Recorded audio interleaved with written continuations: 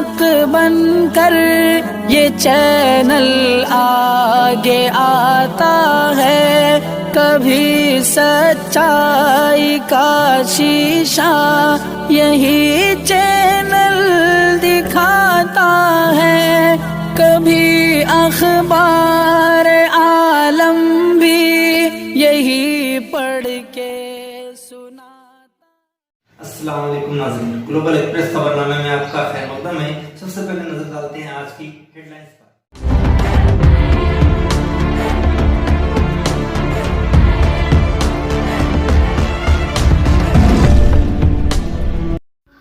Corona वबा पर global express की जानिब से डॉक्टर रामाकृष्णा गौड़ से खुसूसी गुफ्तगू। कोरोना वबा के पेश नज़र मुल्क हिंदुस्तान कई परेशानियों से जूझ रहा है। कई नौजवान बच्चे अपनी माओं की गोद में दम तोड़ रहे हैं, तो कई माँ बाप अपने बच्चों के हाथों में दम तोड़ रहे हैं, अपने अपनों की मैयतों को उठाने को तैयार नहीं। हर तरफ इंसानियत के खात्मे का उभरता मंजर नज़र आ रहा है, तो कई हमदर्द लोग अवाम को राहत पहुँचाने में जुटे हुए हैं। हिंदुस्तानी तो हिंदुस्तानी, बैरूनी ममालिक भी तड़पता हिंदुस्तान को देखकर अफसोस का इजहार करता हुआ नज़र आ रहा है। कल तक वो ममालिक हिंदुस्तान के लिए अपनी आंखों में दुश्मनी की आग लिए बयानात जारी करने वाले आज इमदाद फराहम करते हुए नज़र आ रहे हैं। चारों तरफ अवाम में डर व खौफ का माहौल नज़र आ रहा है। ऐसे में ग्लोबल न्यूज़ की जानिब से अवाम में पाए जाने वाले डर व खौफ को ख़त्म करने के लिए ग्लोबल की टीम भैंसा शहर के गुरुकृपा नर्सिंग होम दवाखाना जा पहुंची और डॉक्टर रामाकृष्णा गौड़ से खुसूसी गुफ्तगू करते हुए कोरोना वायरस और एहतियाती तदाबीर को अवाम में लाने की कोशिश की गई। इस मौके पर डॉक्टर रामाकृष्णा गौड़ ने कहा कि इस बीमारी का इलाज सिर्फ समाजी फासला और एहतियाती तदाबीर पर ही मुमकिन है, और साथ ही घरेलू इलाज को लेकर दूध में हल्दी डालकर पीना, गर्म भाप को नाक और हलक में शामिल करना बेहतर इलाज करार दिया। और साथ ही रोज़ बरोज़ हो रही अमवात पर बात करते हुए कहा कि 90% से ज़ायद लोग कोरोना से नहीं बल्कि डर व खौफ से हलाक हो रहे हैं।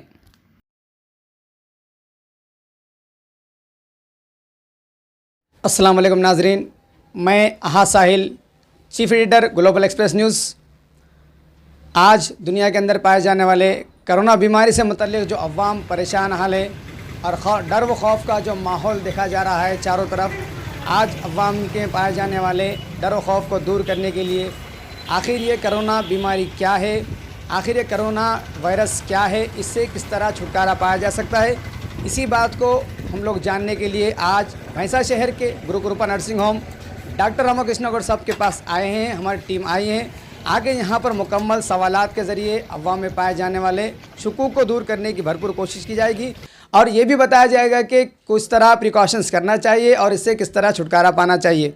तो आइए चलते हम रामाकृष्णा गौड़ साहब से सवालात करते हैं और सवालात के ज़रिए अवाम में पाए जाने वाले डर व खौफ को दूर करने की कोशिश करेंगे। Good afternoon sir, welcome to our news channel global express news. Sir, आज सारी दुनिया में एक कोरोना वबा का डर व खौफ पाया जा रहा है, दहशत में लोग हैं। हिंदुस्तान ही नहीं बल्कि दुनिया के हर ममालिक के अंदर, हर कंट्री के अंदर अवाम में डर है कि कोरोना वायरस से बहुत सारी ज़िंदगियां बर्बाद हो रही है, बहुत सारे लोग मर रहे हैं। आज लोग अपने छोटी सी सर्दी खांसी वगैरह मुब्तला होने पर डॉक्टर से रुजू नहीं हो रहे हैं। आखिर क्या वजूहात है, आखिर ये बीमारी कौन सी है? पिछले साल के मुकाबले हम देखते हैं कि इस बार हमारा मुल्क हिंदुस्तान दुनिया के ममालिक में सर फहरिस्त हो चुका है, नंबर 1 हो चुका है कोरोना बीमारी के अंदर। और दूसरी अहम बात यह है कि पिछले साल के आंकड़े बताते हैं कि इस साल के आंकड़ों से बहुत ज़्यादा कम थे, आज के आंकड़े बहुत ज़्यादा है। आज दुनिया के दूसरे ममालिक UAE, Britain, America, Saudi Arabia आज पूरी तरह हिंदुस्तान के जो अवाम में डर व खौफ जो पाया जा रहा, जो बर्बाद हो रही है, उसको बचाने के लिए इंसानियत के जज्बे के साथ आज हेल्प करने के लिए तैयार है और बहुत सारा ऑक्सीजन के टैंकर्स हमारे हिंदुस्तान को रवाना कर रहे हैं। कोई ममालिक एम्बुलेंस को भेज रहा है तो कोई ऑक्सीजन को भेज रहा है। आज चारों तरफ हिंदुस्तान के अंदर डर व खौफ का माहौल पाया जा रहा है, लोग परेशान हैं। तो सर, इस परेशानी को दूर करने के लिए, लोगों के गम को हल्का करने के लिए आप क्या मैसेज देना चाहेंगे? सबको नमस्कार। कोरोना वायरस और एक कोविड-19 जो नाम बोल के आज जो लोगों में डर है, वो डरने के बिल्कुल अपने को डरने का माहौल जो पैदा हुआ है उसको अपन ज़्यादा ध्यान नहीं देना चाहिए। पहले तो ऐसे न्यूज़ों के ऊपर अपना ध्यान नहीं देना चाहिए, जैसे कोरोना का डेथ हुआ यहाँ लोग बोलते रहते, उसके ऊपर ध्यान नहीं देना चाहिए। अपने परदादाओं से ऐसे बहुत सारे वायरसेस आए गए, बहुत सारे लोग थोड़े जब मरे होंगे, जब इतना आइसोलेशन, इतना सैनिटाइजेशन, ग्लव्स गुक्स नहीं थे, जब थोड़े लोग गुजर गए होंगे। लेकिन ऐसे बड़े, इससे भी बड़े वायरसेस को अपन जीतते आए। अभी भी ये वायरस से अपने कुछ भी होने वाला नहीं। अब रही बात ये वायरस क्या कर रही। वायरस लास्ट मार्च से ये अप्रैल मई में जो अपने एरिया में ऐसा सेंट्रल इंडिया के अंदर इन्फेक्शियस रेट स्पीड ज़्यादा है। इसका वजह एक ही है कि अपना जो रहन सहन है, जो मास्क बोलते हैं, हैंड वॉश बोलते हैं, क्राउड को अवॉइड करना बोलते हैं, 6 फीट का दूर रखना है, ये जो बेसिक चीज़ थे वो अपन भूल गए बीच में। उससे क्या हो रहा, हर घर को, हर गांव को आज पूरा वायरस चले गया। अब रही ये वायरस आए तो क्या करना, लोगों को इतना डर है कि वायरस आए कि मैं मर जाऊँ। ये बिल्कुल गलत है। मरने में का तो छोड़ो, 95% लोग खाली घर में रह के 4 गोलियाँ, इसको तो दवा नहीं है, सबको मालूम है वायरस को दवा नहीं है।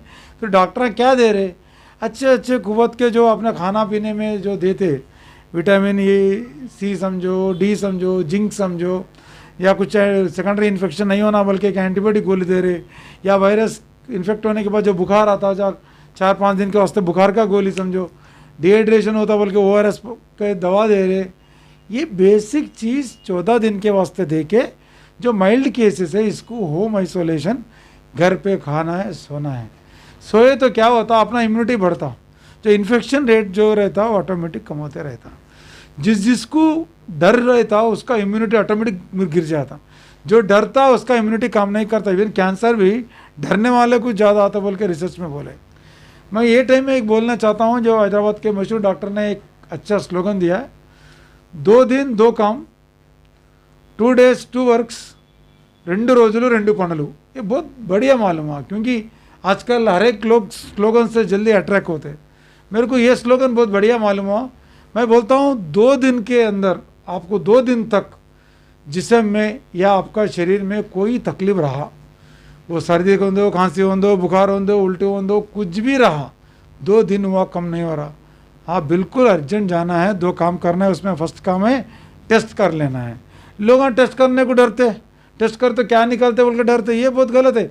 एक्चुअली वो टेस्ट में भी आज का क्वेश्चन है, टेस्ट में भी थोड़ा ऐसा वाले को नहीं आ रहा, फिर भी जिसको आ रहा था उसको आइसोलेशन कर सकते बोल के गवर्नमेंट क्या बोल रही, थोड़ा फेल हो तो फेल हो भाई, हर आदमी जाके कर लेना बहुत ज़रूरी है। एक बात। दूसरा बात, उसमें कुछ भी नहीं आया कोई बात नहीं, कुछ आया तो इमीडिएट अपने फैमिली डॉक्टर के बजा के जो कुछ भी तकलीफ है वो बोल के दवा गोली लेना है। ये 2 दिन 2 काम जो है बहुत अच्छा है।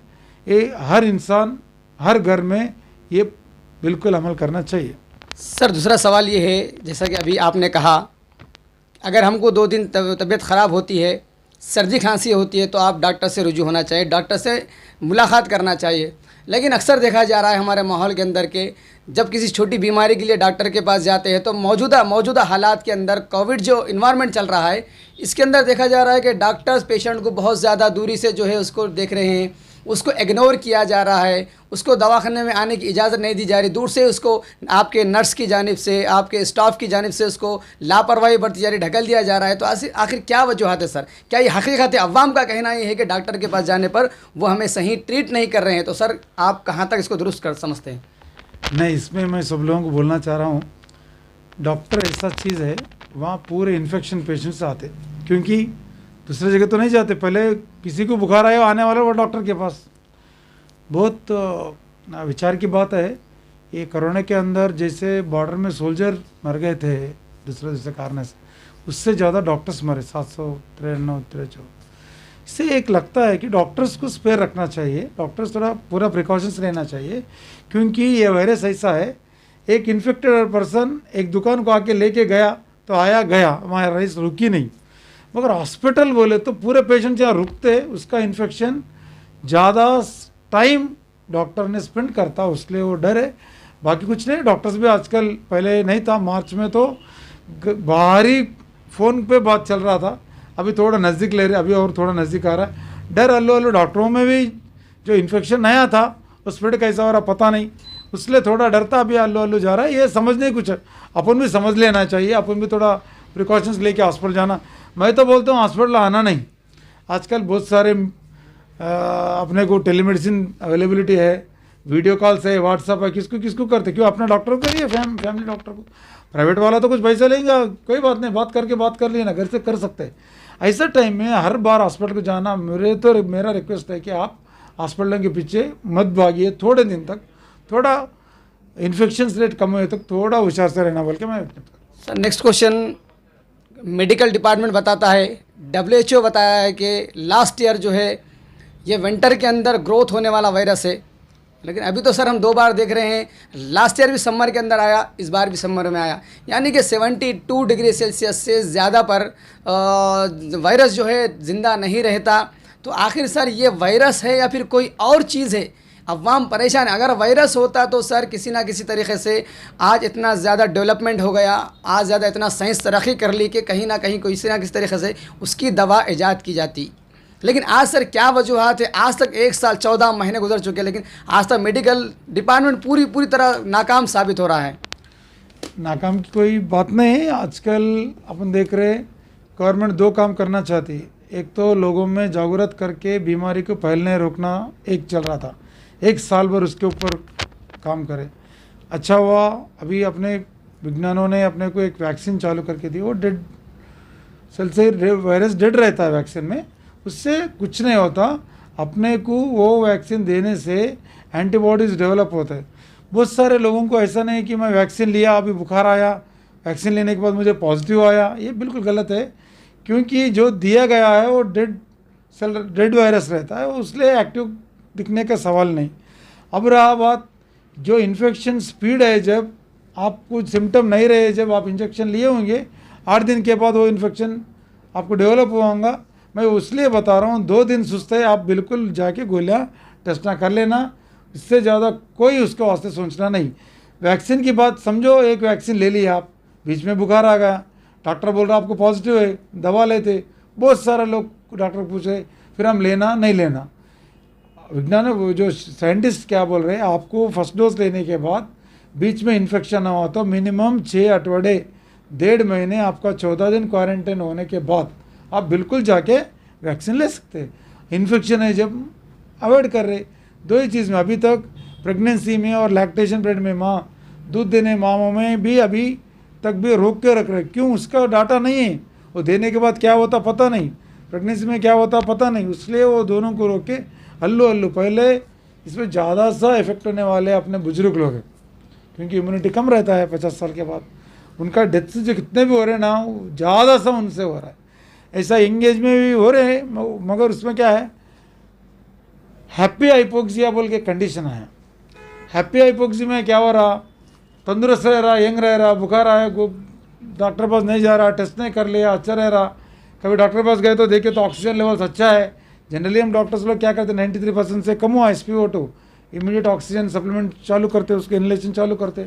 और एंगेज में क्या हो रहा, उन्हें 88 80 रहे तभी उन्हें अच्छा फिर रहा, जब उन्हें कोलैप्स होता जब तक पता नहीं चल रहा है कोरोना पेशेंट है।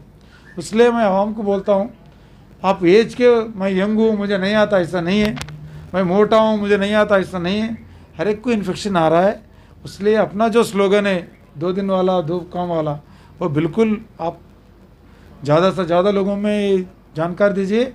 और मैं जो आज ये टाइम में बोलना चाह रहा हूँ, माइल्ड मॉडरेट सीवियर तीनों में भी लाइन कितना बारीक हो तो बाल का उतना बारीक है, किसको माइल्ड बोलना, किसको मॉडरेट बोलना, किसको सीवियर। ऐसा है, अपन क्या सोच रहे, सर्दी खांसी बुखार आ रहा, गोलियाँ दिए, डॉक्टर साहब 14 दिन घर में सो जाओ बोले, कोई बात नहीं, मगर ये भी 2 या 3 दिन में वो सिम्टम्स कम होना। जब 3 दिन में कम नहीं हो रहा, इमीडिएट डॉक्टर को फ़ोन पे पूछता है कि मुझे ये कम नहीं रहे। तो आज का जो एंटीजन RT-PCR है, बाद में करने का HRCT है, वो 1 2 3 जो स्टेप्स है वो करने का अपन मौका देना चाहिए। बहुत सारे लोग डर के कोरोना आए कि दूसरा दिन जाके CT स्कैन करके फ़ोटो ला रहे, सब ऐसा 2% है 3, बिल्कुल गलत है। CT स्कैन करना विदाउट डॉक्टर एडवाइस एकदम गलत बात है। अभी से लोग उसके ऊपर ज़्यादा सोच करना बोल के मैं बोल रहा हूँ।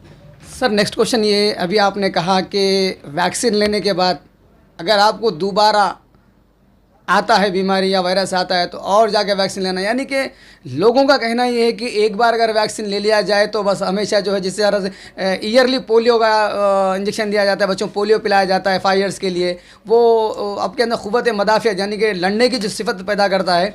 तो लोगों का कहना है कि एक मरतबा वैक्सीन ले लिया तो बिल्कुल मैं अब इस बीमारी में मुब्तला नहीं हूँगा। क्या ये सही बात है कि आप अवाम को क्या बताएँगे सर? नहीं, इसमें क्या है, वैक्सीन का जो शेड्यूल है गवर्नमेंट में, पहले first dose second dose 28 days को था, अभी 45 डेज़ तक भी दे सकते हैं बोल के बता रहे हैं। उनका कहना है कि 45 सेकंड डोज गिरने के बाद 15 दिन के बाद ही एंटीबॉडीज़ डेवलप हो रहे, एक इंजेक्शन से कुछ होने वाला नहीं। अभी अब बूस्टर देना है नहीं देना है वो रिसर्च चल रहा है, साल को एक बार लेना है या 5 साल को एक बार चलना है, या एंटीबॉडीज़ कितने दिन रह रहे हैं। ICMR ने बहुत सारे, इवन आपके माध्यम से हमारे को मालूम हो रहा, ICMR ने ऐसा रिसर्च कर रही कितने लोगों को कोरोना होने के बाद सेकंड कोरोना इफेक्ट हो रहा। ऐसा एम्स में बीच में आया था, डॉक्टरों को पहले जब में कोरोना आया था एंटीबॉडीज़ डेवलप हो गए, बीच में और 0.3% को जो वैक्सीन लेने के बाद भी आया, वैक्सीन लेने के बाद आया और सिम्टम्स बहुत छोटे, सर्दी था 1-2 दिन, बुखार था, कम हो गया, मरे कोई नहीं। अभी तक दुनिया के अंदर वैक्सीन देने के बाद बीमारी पड़े तो भी मरे अभी तक एक भी रिपोर्ट नहीं हुआ, इसलिए वैक्सीन दिलाना जरूरी है। सर नेक्स्ट क्वेश्चन, हम लोग आंकड़े देख रहे हैं कि अमीर आदमी, पैसे वाला आदमी जब हॉस्पिटल जाता है तो वो वितिन 10 डेज़ के अंदर दोबारा हेल्थी होकर वापस आता है, लेकिन आज गरीब वहाँ पर पहुँच रहा है तो उसकी मौत वाक़ हो रही है। आज देख रहे हैं हिंदुस्तान के अंदर क्या ये बीमारी सिर्फ गरीब के लिए है? क्या डॉक्टर भी सिर्फ गरीब का, एक अमीर इंसान के लिए इलाज करने को तैयार है? आज गरीब को उसकी हालात देखकर उसको वापस हकाल दिया जा रहा है, उसको ढकेल दिया जा रहा है अमीर के लिए बेहतर से बेहतर। आज हम देखते हैं हॉस्पिटल के अंदर सर 90% बेड अमीर आदमियों के लिए रिज़र्व है, पॉलिटिशियन लीडर के लिए रिज़र्व है, लेकिन आज गरीब के लिए एक बेड तैयार नहीं है। तो सर आखिर क्या वजह है, जबकि डॉक्टर को इंसान अपना सेकंड गार्ड मानता है, सबसे पहले अगर बिलीव करता है तो गार्ड के ऊपर करता है, उसके बाद डॉक्टर पर भरोसा करता है, और जब डॉक्टर उसको समझाता है, उसको बात करता है, हिम्मत देता है, तो वो आधी बीमारी को दूर हो जाती है। तो सर किस तरीके से लोगों में, अवाम में जो बात फैल रही है, एक गश्त कर रही है, एक रूम हो रही है कि आज दवाखानों में गरीब इंसान को ट्रीट नहीं किया जा रहा है, तो सर आपके दवाखाने के हिसाब से क्या ये कहाँ तक दुरुस्त है? अपना कॉन्स्टिट्यूशनल राइट है, हेल्थ एंड एजुकेशन इक्वल है, वो सबको मिलना चाहिए। गवर्नमेंट में उसके सारे बंदोबस्त कर रहे, ऐसा बता रहे, मगर गवर्नमेंट भी थोड़े इश्यू में पूरे लोगों को, जो लोग अभी तड़प रहे, जैसा ऑक्सीजन के वास्ते तड़प रहे, जैसा जिसको ICU में एंटीवायरल इंजेक्शन के वास्ते, रेमडेसिविर इंजेक्शन के वास्ते लोग घूम रहे फिर रहे, दुकानों को फिर रहे। ये महाराष्ट्र के अंदर, वहाँ डिस्ट्रिक्ट कलेक्टर के अंदर ये पूरा ऑक्सीजन और रेमडेसिविर इंजेक्शन कंट्रोल में है। तेलंगाना में ऐसा कुछ नहीं, कोई निजामाबाद आता, कोई हैदराबाद आता, बड़े बड़े अखबारों में आता, पूरे ब्लैक मार्केट में इंजेक्शन चला गया, अब ऑक्सीजन भी ब्लैक मार्केट में जा रहा। ये पूरा फ़र्ज इधर government of India, government of Telangana, ये दोनों का जिम्मेदार है, जो पेशेंट को प्राइवेट में या गवर्नमेंट में सहूलत कराना, और जो कुछ भी इंजेक्शन ऑक्सीजन लगता है उसको प्रोवाइड करने का पूरा इंतज़ाम गवर्नमेंट में करना चाहिए। जस्ट अपन फर्स्ट वेव में देखे 3 दिन को एक बार कलेक्टर आ रहा, भैंसा में फिर रहा, क्या हो रहा, बेड़ा देख रहे, कहाँ देख रहे, डिग्री कॉलेज में देख रहे, वहाँ देख रहे, यहाँ देख रहे। इतना माहौल क्रिएट किया गया, क्वारंटाइन किया, इतना स्ट्रिक्ट किए, तो अभी इतने लोग मर रहे, इतने लोग तड़प रहे, इतने लोग भैंसे के अंदर। पूरे प्राइवेट हॉस्पिटल्स को कलेक्टर साहब ने परमिशन दिलाए, हम तैयार हुए पेशेंट को ट्रीटमेंट करने के वास्ते तैयार हुए, उनका डॉक्टर्स पूरे काम कर रहे हैं, मगर ऑक्सीजन का, एंटीवायरल इंजेक्शन का कहाँ प्रोवाइड करना। पेशेंट को बोलना पड़ रहा है कि आप ऑक्सीजन लाए तो हम बस रुक सकते, या इंजेक्शन लाए तो अपने रुक सकते। ऐसा माहौल तेलंगाना के अंदर है। मैं आपके माध्यम से मैं पूरे हमारे स्पेशली निर्मल कलेक्टर साहब को मैं रिक्वेस्ट कर रहा हूँ, सर इसका जो ऑक्सीजन एंड एंटीवायरल इंजेक्शन का जो कुछ भी है, सो एडमिनिस्ट्रेटिव पार्ट में जो ब्लैक मार्केट में लोगों को चल रहा है, वो तकलीफ से आप थोड़ा इंटरेस्ट लेके इसका आप ऑलरेडी आप पूरे केसेस के बारे में आप ऐप निकाल रहे, आप immediate daily 4 hours, every 4 hours आप कोविड का स्टेटस क्या है आप ले रहे, एवरीथिंग अच्छा है। वो इंजेक्शन ऑक्सीजन का भी देख आप ही थोड़ा उसका इंतज़ाम करना, बोल के मैं आपके माध्यम से कलेक्टर साहब को रिक्वेस्ट कर रहा हूँ। सर नेक्स्ट आखिरी क्वेश्चन सर, कि आज जो है दवाखानों के अंदर, चाहे प्राइवेट हॉस्पिटल रहने दो, चाहे गवर्नमेंट हॉस्पिटल रहने दो, जब वैक्सीन के लिए जाता है तो एक अमीर आदमी के लिए मुकम्मल तरीके से वैक्सीन दिया जा रहा है और गरीब इंसान के लिए प्लेसेबो दे रहा है, प्लेसेबो दिया जा रहा है। यानी प्लेसेबो मीन्स ऐसा फेक ट्रीटमेंट जो खाली नॉमिनली उसको बोल दिया जा रहा है कि तुझे टीका दे दिया गया, थोड़ी देर के लिए खुश हो गया फिर वापस आ गया। इस तरीके के भी भेदभाव किए जा रहे हैं सर। तो आप क्या कहना चाहेंगे, उस डॉक्टर को क्या कहना चाहेंगे जिस तरीके से वो ट्रीट कर रहे हैं? और दूसरा सवाल सर ये है कि आज जो अवाम परेशान है तो उन्हें होम ट्रीट के लिए क्या एडवाइस देंगे आप? वैक्सीन के बारे में पूछे आप। वैक्सीन तो अभी पूरा गवर्नमेंट फ्री दे रहा है। 60 साल के पहले दिए थे, बाद में कोमार्बिडिस बीपी शुगर वालों को फ्री दिए थे, अभी 45 वालों को दिए, अभी में से 18 साल वालों को भी देंगे बोल के अनाउंसमेंट कर रहे हैं। अभी गवर्नमेंट फ्री देंगे बोल के अनाउंसमेंट कर रहे हैं। जो फ्लेसिबो का बात है वो तो मुझे तो मालूम नहीं, लेकिन ऐसा कोई फ्लेसिबो इंजेक्शन देना ऐसा कुछ दुनिया में नहीं है। क्यों नहीं है? इसका ट्रैकिंग सिस्टम है। आधार कार्ड ज़रूरी है, वैक्सीन लेना है तो उनको मैसेज जाएगा, तो एवरीथिंग इज़ रिकॉर्डेड। ऐसा फ्लेसिबो नहीं होता sir. Placebo means last year दिसंबर में जब वैक्सीन तैयार हुआ था उस वक्त में एक टीम को ऊपर ट्रायल किए थे, उसको ट्रायल किए तो एक बंदा उसके अंदर से डेथ हो गया। जब से रिपोर्टर्स पूरे आके मीडिया जाके सवाल किए तो बताया गया कि वहाँ पर हमें पता नहीं कि इस बंदे को प्लेसेबो दिया गया था या फिर वैक्सीन दिया गया था, क्योंकि वैक्सीन के बजाय प्लेसेबो फेक ट्रीटमेंट होता है। यानी उसको ज़रूरत नहीं थी लेकिन वो बंदा बार बार बोल रहा था मुझे भी वैक्सीन चाहिए। तो उस सूरत में यानी उस बीमार को, उस पेशेंट को दिली मुतमईन देने के लिए, सेटिस्फाई करने के लिए उसको यानी कि फेक ट्रीटमेंट दिया था। उसे कहते हैं प्लेसेबो। ये मेडिकल डिपार्टमेंट के अंदर भी रिसर्च किया हुआ है।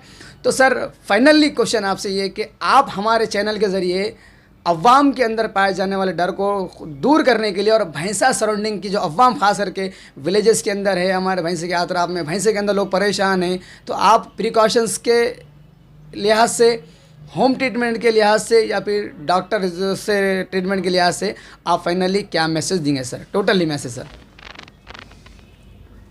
मैं सबको एक ही बात बताना चाह रहा हूँ। एक तो पहले कोरोना से डरना नहीं।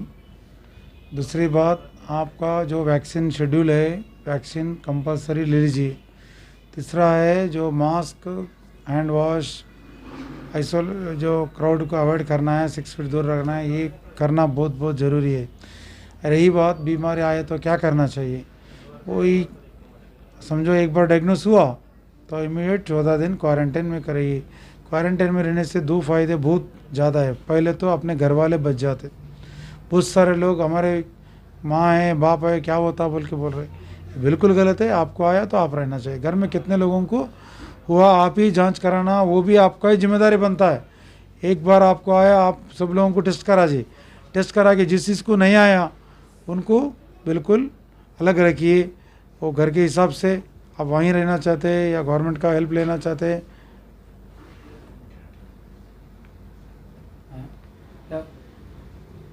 चलने दो ओके। तो जिसको पॉजिटिव आया वो लोग को इमीडिएट आइसोलेशन करना ही ये बीमारी का फर्स्ट स्टेप है। दूसरा स्टेप है आइसोलेशन करे तो उनको रूटीन मेडिकेशन देने के बाद उनका जो मॉनिटरिंग बहुत कॉन्सेंट्रेट करके करना है। जो सिम्टम्स है, बुखार 3 दिन से ज़्यादा हो रहा, रोज़ रोज़ को बढ़ते जा रहा है, या खांसी बढ़ते जा रहा है, दमा जमे बढ़ते जा रहा है, वो टाइम में अपन क्या करते हैं, ऐसा है जिसको खांसी बहुत हो रहा, दम हो रहा, तकलीफ हो रहा या श्वास लेने में दिक्कत है, उनको अपन क्या बोलते, डॉक्टर्स क्या बोलते, इमीडिएट डॉक्टर्स के पास गए तो उन्होंने आपको ऐसा ये पल्स ऑक्सीमीटर आपको प्रिस्क्राइब करता है।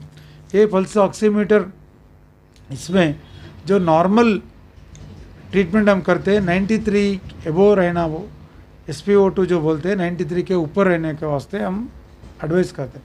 93 से कम आ रहा, 70 आ रहा, 60 आ रहा, वो टाइम में आप इमीडिएट डॉक्टर के पास जाना जरूरी है।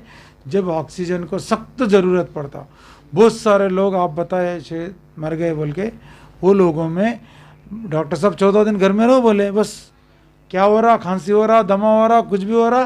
लास्ट ऐसे टाइम पे मेरे पास अभी कोविड हॉस्पिटल चालू करने के बता रहे कि उनका 60-70 आ रहा। अब भैंसे के ऐसा छोटा शहर में हम 5 litres high speed high flow oxygen दे के 8 दिन 10 दिन तो नहीं रख सकते। इसलिए उनको हाई ऑक्सीजन अवेलेबिलिटी जगह निजामाबाद हैदराबाद भेजना पड़ रहा। प्राइवेट में जा गए तो लाखों रुपए खर्चा हो रहे, फिर भी जान बचता नहीं बचता मालूम नहीं। इसलिए मैं क्या बोलना चाह रहा हूँ, जो आप आइसोलेशन में हैं तो आपको तकलीफ बढ़ रहा, इमीडिएट आप रिपोर्ट करना आपका ज़रूरी बनता है। इसलिए ये बीमारी बहुत इंटेलिजेंसी से, बहुत दिमाग से सोच के बीमारी को करना चाहिए। ऐसे लोग बहुत कम ही जाते, मगर कौन कब जाते, कौन छोटा बड़ा कुछ नहीं है बीमारी को। इसलिए मैं 40 साल रहा हूँ, मेरा कुछ नहीं होता, ऐसा नहीं है। 40 साल वाला सीरियस पे जा रहा, 60 साल वाला अच्छा हो जा रहा, ऐसा भी बहुत सारे केसेस है। इसलिए पल्स ऑक्सीमीटर लेना जरूरी है। समझो आपको घर में खांसी है, थोड़ा लाइट दमा के तकलीफ है, ऐसा मेडिकलों में आपको स्पायरोमीटर बोल के एक मिलता है।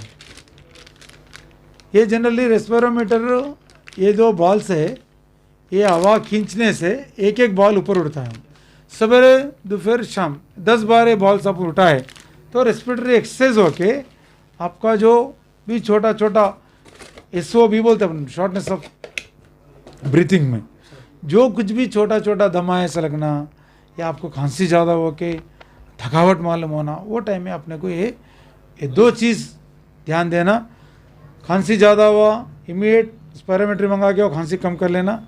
और अपने बुजुर्गों ने जो स्टीम इनहेलेशन अपने को दिया है, जैसा हल्दी डाल के करते हैं, थोड़े लोग झंडे बम करते हैं, नहीं तो कुछ सिनारिस्ट पेपर कैप डाल। मेरे जो केसेस थे 1 साल के अंदर मैं देख रहा हूँ, स्टीम इनहेलेशन से ज़्यादा केसेस परफेक्ट कम हो रहे। ये दवा बाकी सब चलते रहता, स्टीम इनहेलेशन से इमीडिएट रिलीफ मिल रहा, खांसी कम हो रहा, गले का तकलीफ कम हो रहा, नाक गन्ना बंद हो रहा, रिलीफ मालूम हो रहा, पेशेंट का शॉर्टनेस ऑफ ब्रीथिंग जो SOB बोलते हैं वो भी रिलीफ हो रहा। इसलिए मैं आवाम को बोलना चाहता हूँ, आप 14 दिन क्वारंटाइन में रहे तो आपके सिम्टम्स कितने दिन रहे उतने दिन स्टीम इनहेलेशन बोले तो वो भाप लेना बिल्कुल बंद करने का नहीं है। नंबर 1, थोड़ा ज़्यादा तकलीफ हो तो स्पायरोमीटर मंगा ली, और ज़्यादा तकलीफ हुआ तो ये मंगा ले के घर पे देखिए, डॉक्टर को बोलिए इतना चल रहा है क्या करना चाहिए। जब 91, 92, 93 आ रहा, इमीडिएट फ़ौरन हॉस्पिटल का भर्ती होना बहुत बहुत ज़रूरी है। और इसको हम कितने लोगों को देखने के बाद में मालूम ये हुआ रहा, ट्रीटमेंट करने के बाद हम देने एंटीवायरल एंटीबायोटिक स्टेरॉयड देने के बाद 5 दिन में घर को जाने के बाद भी बहुत सारे लोगों को ऑक्सीजन का ज़रूरत पड़ रहा। इसलिए मेरा रिक्वेस्ट है, पहले तो ये बीमारी में पड़ो मत। बीमारी नहीं आने का कितना भी प्रिकॉशंस है, न डरते हुए ले लीजिए, डर के नहीं, न डरते हुए ले। आए तभी कोई डरने की बात नहीं। हम बहन से मैं डॉक्टर्स 2-3 और प्राइवेट हॉस्पिटल से, गवर्नमेंट हॉस्पिटल है, डिस्ट्रिक्ट हॉस्पिटल, कितना हो सका उतना हमारा हम काम करने को तैयार है। तो नाजरीन, आज हम लोग मिले Guru Kripa nursing home doctor Ramakrishna Gaur साहब से। आज हम इस जगह पर ठहर कर तमाम ही डॉक्टर भैंसा शहर के तमाम डॉक्टर एसोसिएशन से रिक्वेस्ट करते हैं कि अमीर लोगों के साथ साथ आज हम doctor Muttam Reddy sir, doctor Damodar Reddy sir, doctor Mahpal sir, doctor Jawaharlal sir, doctor Kashinath, doctor Surendra sir, doctor Rajinikanth sir, doctor Raj Reddy sir, ऐसे बहुत सारे डॉक्टर से हम उनसे रिक्वेस्ट करते हैं कि अमीर लोगों के साथ साथ गरीब का भी ट्रीटमेंट किया जाए, उन्हें भी रिस्पेक्ट दिया जाए, क्योंकि गॉड के बाद आप पर बिलीव करते हैं। आज उन्हें रिस्पेक्ट की ज़रूरत है। अवाम में डर व खौफ का माहौल है कि डॉक्टर की तरफ से कोई रिस्पेक्ट नहीं दी जा रही, रिस्पांस नहीं दिया जा रहा। तो आज ग्लोबल एक्सप्रेस आप लोगों से रिक्वेस्ट करता है कि गरीब अवाम पर भी खुसूसी तवज्जो दे, क्योंकि गरीब बहुत परेशान होता है। जब आपके पास आता है, डॉक्टर के पास आता है, तो बहुत ज़्यादा सेटिस्फाई हो जाता है, मुत्तफ़िक़ हो जाता है और उसकी आधी बीमारी चली जाती है। तो आज हम तहे दिल से रिक्वेस्ट करते हैं, गुजारिश करते हैं, और ख़ास करके हमारे डॉक्टर रामकृष्ण गौड़ साहब से भी रिक्वेस्ट करते हैं। हम बारहा देखते आ रहे हैं कि डॉक्टर रामकृष्ण गौड़ साहब के पास कई ज़्यादा पेशेंट आते हैं विलेजेस से, तो ये बहुत ही रिस्पेक्टली उनकी इज्जत करते हैं, क्योंकि मैं भी उनका जो है क्लाइंट हूँ, यानी कि मैं भी उनके पास हमेशा आता हूँ, मेरी फैमिली को भी भेजता हूँ छोटे छोटे मसाइल के अंदर। वो ज़्यादा फ़ीस पर तवज्जो मरकूज़ करने के अलावा छोटी छोटी दवाओं पर मेरा ट्रीटमेंट करते हैं और बहुत ज़्यादा जो है मशवरे देते हैं। तो मैं आज हमारे डॉक्टर रामकृष्ण गौड़ साहब से भी हम शुक्रिया अदा करते हैं कि जिन्होंने हमारे चैनल से मिलकर आज अवाम के अंदर पाए जाने वाले डर व खौफ को दूर किया। बहुत बहुत शुक्रिया सर, थैंक यू।